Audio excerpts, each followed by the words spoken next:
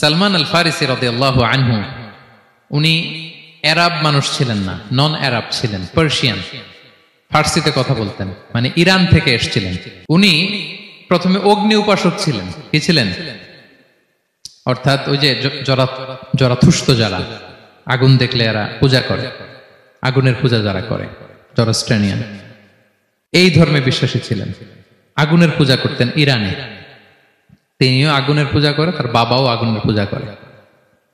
একদিন বাবা একটা কাজে পাঠিয়েছে, ওই কাজ করতে যেয়ে সে খ্রিস্টানদের গির্জা ক্রস করতেছিল।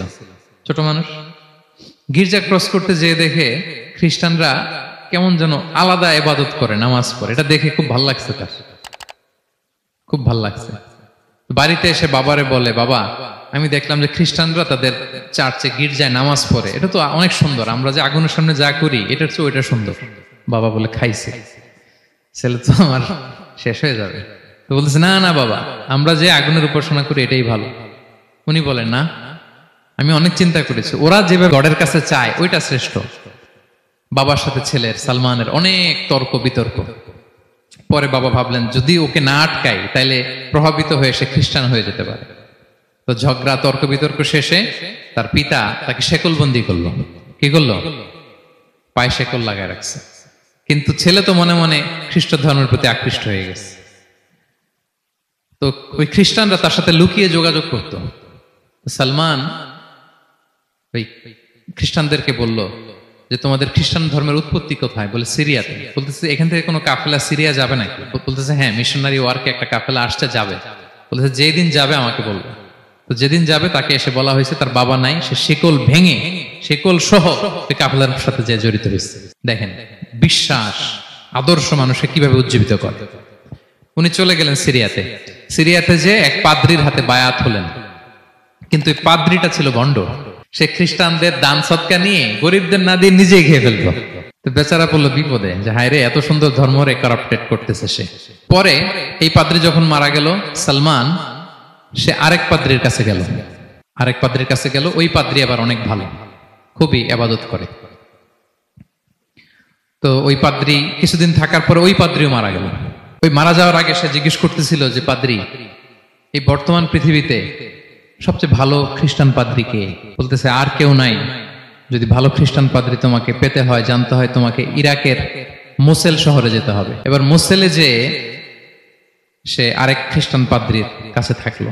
কিছুদিন পরে ওই পাদ্রিও মারা গেল। তো মৃত্যুর আগে তাকে জিজ্ঞেস করছিল যে, পাদ্রি আপনি বলেন তো, আপনার পরে শ্রেষ্ঠ পাদ্রি কে আছে পৃথিবীতে? সে বলতেছে, আমার পরে শ্রেষ্ঠ কোনো পাদ্রি আর পৃথিবীতে নাই, খ্রিস্টান ধর্ম শেষ হয়ে গিয়েছে, নাই। তবে জেনে রেখো, শেষ জামানার নবী আসার সময় ঘনিয়ে এসছে। তিনি যে এলাকায় আসবে, এলাকাটা চারদিকে পাহাড় বেষ্টিত থাকবে, চারদিকে থাকবে পাহাড়, খেজুরের বাগান, মরুদ্যান। তাকে চেনার আলামত আছে। কি আছে? আলামত আছে। এক নম্বর আলামত হচ্ছে, ওই শেষ নবীকে দানের খাবার দিলে তিনি খায় না, কিন্তু উপহার দিলে সে নেয়, খায়। আর তার পিঠে দুই কাঁধের মাঝখানে একটা নবুয়তির মোহর আছে। সুবহানাল্লাহ। যদি পারো তার কাছে যে বায়াত হও। সালমান আল ফারিসি পাগল হয়ে গেছে ওনার সন্ধান পাওয়ার জন্য। কিভাবে যাবে, কিভাবে যাবে? তো উনি কিছু ছাগল পালতেন। একটা কাফেলা তিনি পেলেন, যে কাফেলা আরব কাফেলা, বনু কালবের কাফেলা, আরব দেশে যাচ্ছে। তাদের সাথে তিনি চুক্তি করলেন যে, আমার যত ছাগল আছে এই ছাগলগুলো তোমাদের দিয়ে দিব, তোমরা কি ওই এলাকায় আমাকে পৌঁছে দিবা? তারা বললেন, হ্যাঁ, পৌঁছে দিব। সব ছাগল দিয়ে দিলেন, রওনা হইলেন ওই এলাকায়।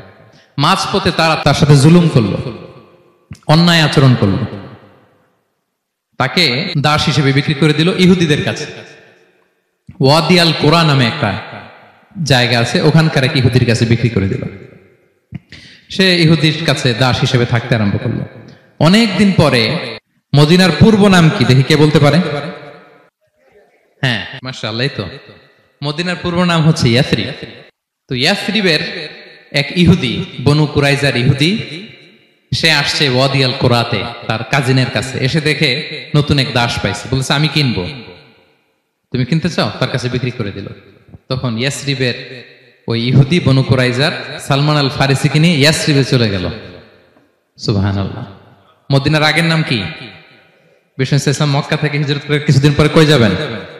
সত্যের অনুসন্ধানে যদি আপনি হন, সত্য আপনি পাবেনই, সত্যের কাছে আপনি পৌঁছাবেন, এতে কোনো সন্দেহ নাই। দেখেন বিষ্ণু ইসলাম ওই এলাকায় আসবেন, আসার আগে আল্লাহ তাআলা সালমানকে নিয়ে ওখানে পৌঁছায় দিয়েছে। তিনি ওখানে থাকলেন, দীর্ঘদিন থাকলেন, খেজুর বাগানে তিনি কাজ করেন আর অপেক্ষা করেন যে কবে বিষ্ণু ইসলাম আসবেন। একদিন তিনি খেজুর গাছের উপরে কাজ করতেছেন, হঠাৎ ইহুদিরা বলা বলি করতেছে আজকে ওই মক্কা থেকে কোন এক লোক নাকি আসছে কোবা পল্লীতে, সবাই বলে সে নাকি নবী, সবাই বলে সে নাকি। এই কথা শুনে উনি খুশিতে ওই খেজুর গাছ থেকে ধপাস করে নিচে পড়ছে। নিচে পড়ে মালিককে বলতেছে কে আসছে, কে আসছে। এই কথা শুনে মালিক রেগে মেগে তাকে মারতে আরম্ভ করলো যে তোমার জেনে কি লাভ, যাও এখান থেকে। তার মানে সুবহানাল্লাহ, সালমান আল ফারিসি তিনি জেনে গেলেন যে বিষ্ণু ইসলামের আগমন ঘটেছে। আপনারা জানেন যে হিজরতের যে রুটটা, বিষ্ণু ইসলাম সরাসরি ইয়াসরিবে বা মদিনায় না ঢুকে প্রথমে কুবাতে ঢুকেছিলেন, কুবা পল্লীতে কিছুদিন ছিলেন, মসজিদে কুবা নির্মাণ করেছেন। তো তিনি তো সত্যের সন্ধানী হয়ে পাগল, আল্লাহর কাছে সবসময় দোয়া করতেন, আল্লাহ সেই আখির জামানার নবীর সন্ধান যেন আমি পাই।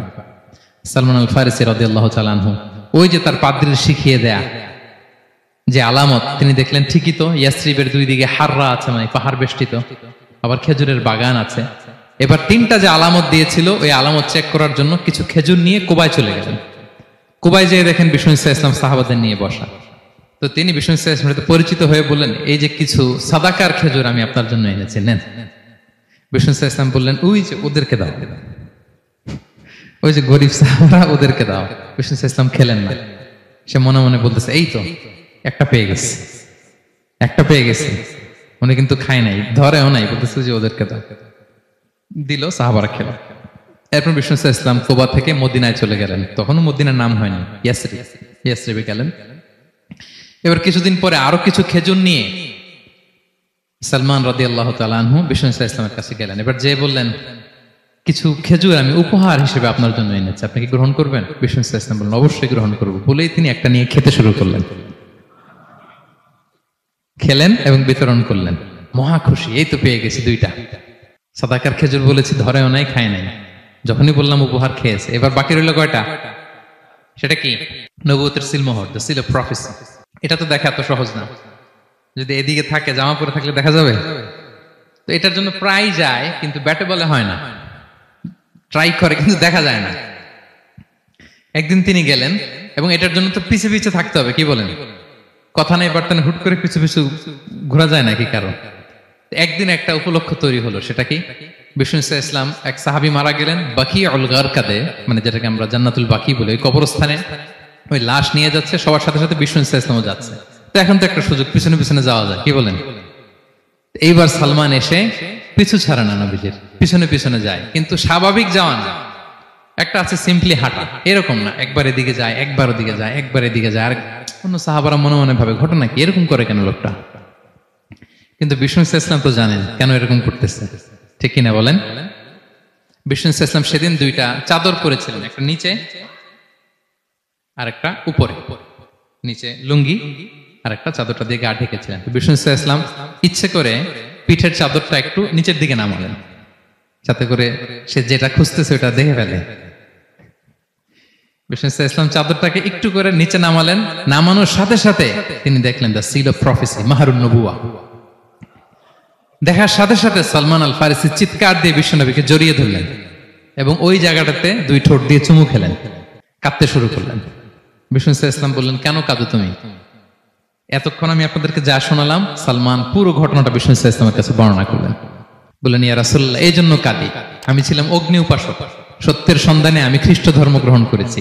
3 খ্রিস্টান পাদ্রী শেষ করে সর্বশেষ যে ভালো পাদ্রীটা, উনি বলছে যে উনি মরার পরে আর কেউ ভালো পাদ্রী নাই, আখির জামার পায়গাম্বার আগমনের সময় এসেছে।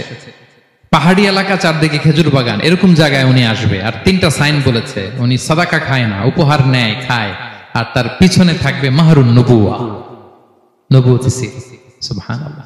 বিষ্ণু ইসলাম খুশি হলেন, তাকে শাহাদা পড়ালেন এবং বললেন যে তোমার এই দাসত্ব থেকে মুক্তির জন্য কি লাগবে? সে বলে যে আমার চুক্তি হয়েছে 300 খেজুর গাছ লাগবে। কয়শো? বিষ্ণু ইসলাম বললেন কে আছো তোমাদের ভাইকে সাহায্য করবা? কেউ 20টা, কেউ 30টা, কেউ 40টা। সব সাহাবারা ডোনেট করে 300 খেজুর দিয়ে দিলেন, খেজুরের গাছ হয়ে গেল। আর 40 গ্রাম স্বর্ণ, এটাও দিতে হবে। তো কোন এক যুদ্ধে বিষ্ণু ইসলাম একটা ছোট্ট স্বর্ণের টুকরে পেয়েছিলেন, বললেন যাও এটা নিয়ে ওজন দাও, ওজন দিলে দেখবা হয়ে গেছে। ওইটা নিয়ে ওজন দেয়া হলো, দেখা গেল মুহূর্তে একেবারে সমানে সমানে 40 গ্রাম হয়ে গেছে। সালমান আল ফারিসি রাদিয়াল্লাহু তাআলা আনহু তারপর থেকে মৃত্যুর আগ পর্যন্ত বিষ্ণু ইসলামের সাথে ছিলেন, সবগুলো যুদ্ধে অংশগ্রহণ করেছেন। এবং 5ম হিজরিতে ওই যে পরীক্ষা খননের কথা আমরা জানি না, দ্য ব্যাটল অফ ট্রেঞ্চ, এই বুদ্ধিটা আসছিল সালমান রাদিয়াল্লাহু তাআলা আনহুর মাথা থেকে। এটা হচ্ছে ওনার ব্রেন চাইল্ড। কারণ আরব দেশে এরকম পরীক্ষা খনন করার ট্রেডিশনই ছিল না। উনি তো আরব দেশের না, আসছে পারস্য থেকে। ওনার এই বুদ্ধি পরামর্শ নিয়ে বিষ্ণু ইসলাম 5ম হিজরিতে পুরো মদিনার চারদিকে খনন করে এই পরীক্ষা করেছিলেন।